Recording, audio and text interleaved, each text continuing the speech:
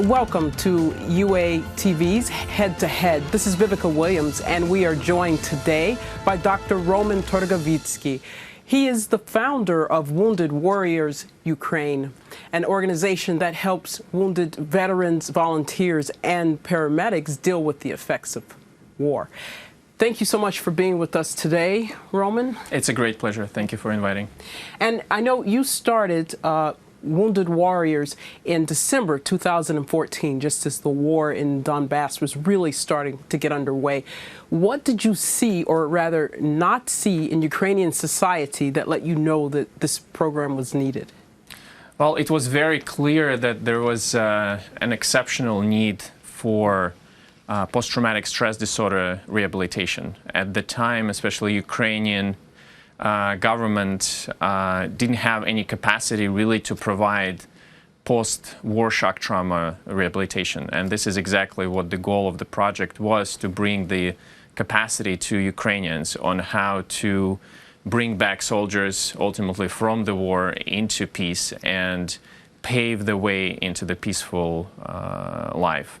Okay, and what was going on in society, or how did people view soldiers when they came back, and also the issue of mental health?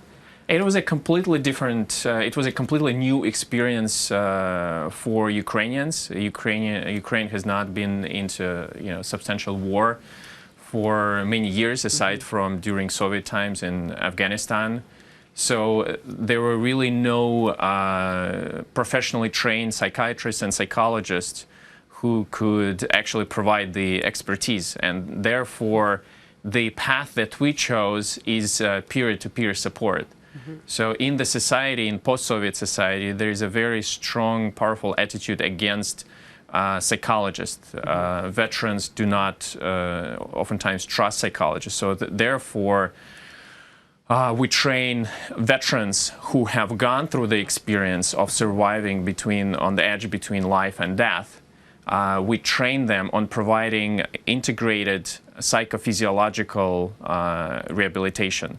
So we don't just do talk therapy, what is called talk therapy in US, but we work a lot with the body. And this is one of the innovations that we're bringing, because these kind of programs do not yet exist in US, where there is also a great need for supporting veterans who come back from combat. This is something that's missing throughout the world in a lot of conflicts. So you said you started with, of course, peer-to-peer. How did you start with the first veterans that were returning? How did you find ones that wanted to participate in the program? We organized first training thanks to the connections that went back to Maidan, so through Maidan volunteers. A number of Maidan volunteers actually went from Maidan to war to defend Ukraine.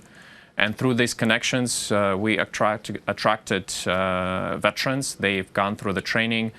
And now we have several veterans who are already on second year of studying to become psychotherapists.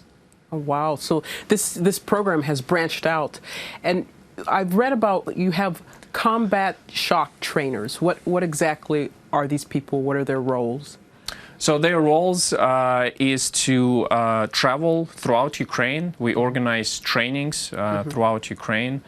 Within the past year, over 2,500 people went through our trainings, where we literally teach people the most effective strategies on how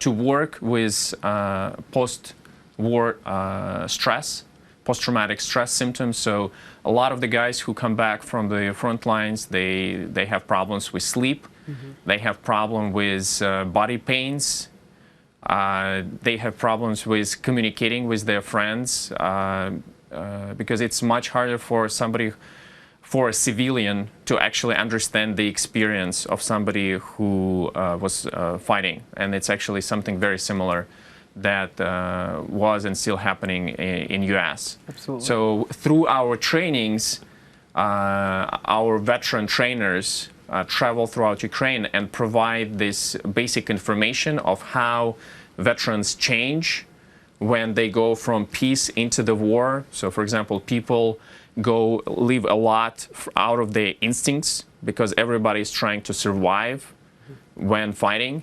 But then their relationships become much closer, sort of like really peer-to-peer, the veteran, the soldier to soldier. And then they go back to the civilian society where the relationship and connection between people is much more superficial. And that is really presents a great difficulty for them because they don't realize that civilian life is a little bit different.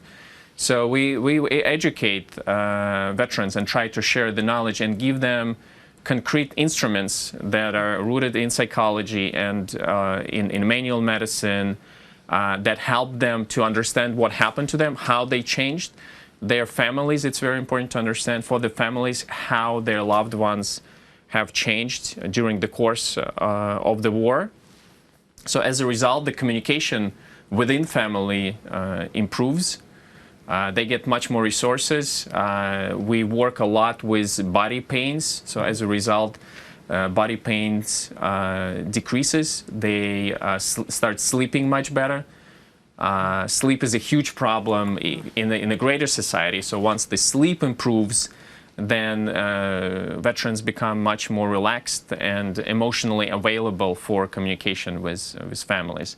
And the idea is to embed into the society the veterans who have gone through war and who have gone through our trainings and who can actually spread the knowledge, this basic work through the body and through the psyche, through the psychology on how to overcome post-traumatic stress and ultimately how to overcome regular chronic stress, because everybody in Ukraine, actually very similar to US society as well, is exposed to a very high level of stress. And we as a society, we don't teach people how actually to deal with stress, how to overcome stress, and how to use stress to your advantage to become a much more powerful and stronger individual. So this program then is not only helping the veterans, this is a wide-reaching thing that helps the families, that increases... Exactly. And also decreases incidences, I would imagine, of like domestic violence or Absolutely. In the family. It decreases the occurrence of violence in general. So for example, just to share one example, fairly recently a veteran shared a story where he was entering a bus and he presented his military ID and he was supposed to enter without being charged, and the bus driver was exceptionally rude. So then the soldier told us that before the training he would have had just punched the guy. Because it's basically just sort of an instinct. There is a problem, he feels a certain level of injustice, he wants to deal with that injustice as quickly as possible without sort of thinking about the consequences. But after the training, he realized what he was going through, all the anger that was coming out of him. He started breathing, he calmed himself down, he called police. People in the bus get active in supporting the veteran, and they actually resolved that problem. And ultimately that resulted, in activation of the community. The community became active, and that led to very beneficial, positive changes. If he didn't have the instruments of how to self-regulate, he would have just punched the guy and probably ended up in jail. So our goal is how to use this very strong sense of justice that many veterans come back with in order to actually change the society to the better instead of just, dropping and going into the violence. Wow, that's actually a really impressive story, because from what you're saying, I see how it's affecting all of society. And the problem we also see in Ukraine is that everyone in some way or another is affected by this, and so others are learning these kind of peaceful resolution techniques. Absolutely. And you were saying that you have trained 2,300? About 2,500 sort of combat veterans and also volunteers and some family members went through the training. And so how many volunteers in general do you have involved? So we're not a volunteer organization. So we have about 20 people working within the organization. 15 veteran trainers, 5 psychotherapists who were specifically trained to work with post-traumatic stress symptoms.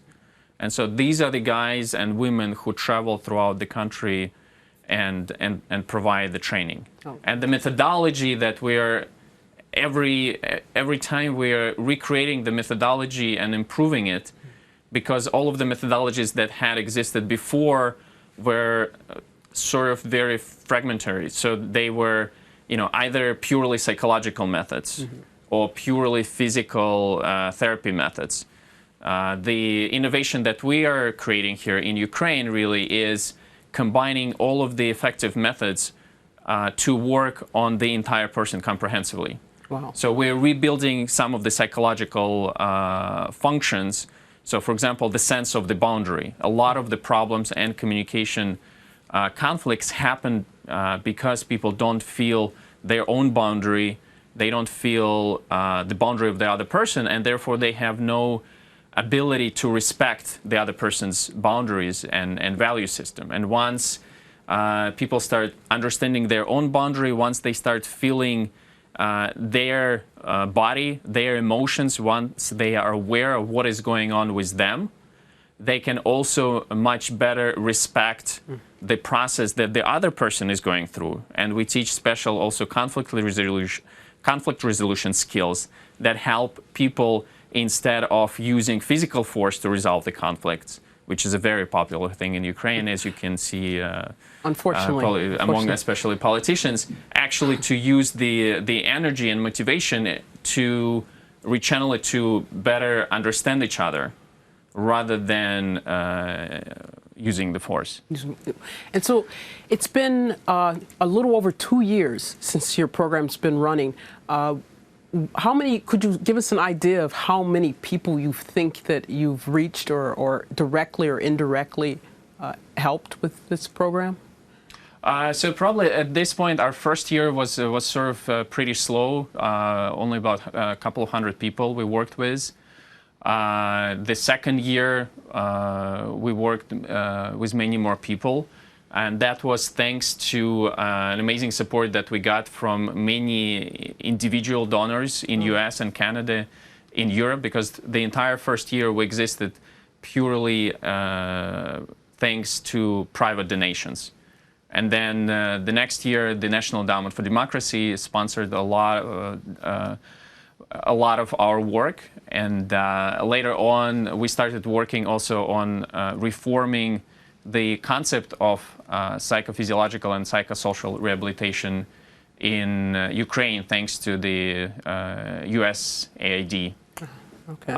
And this year we are partnering with Viva and with 1+1 TV channel Ukrainian and a number of other organizations to collectively work on